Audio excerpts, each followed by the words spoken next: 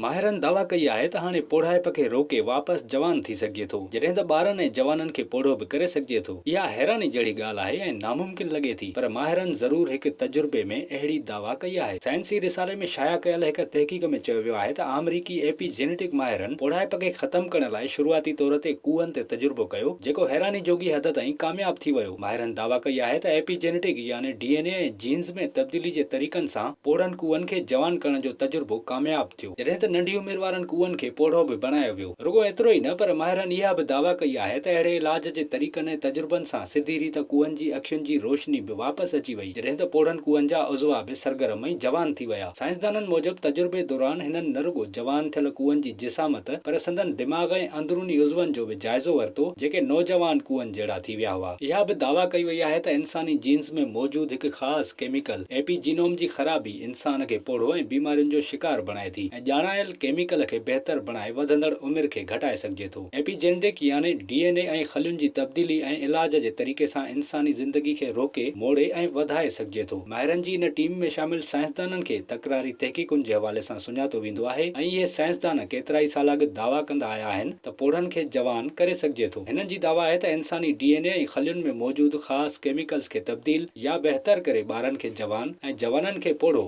जॾहिं त पोढ़नि खे जवान बि करे सघिजे थो। विजिट कयो अवामी आवाज़ मीडिया ग्रुप जी वेबसाइट awamiawaz.pk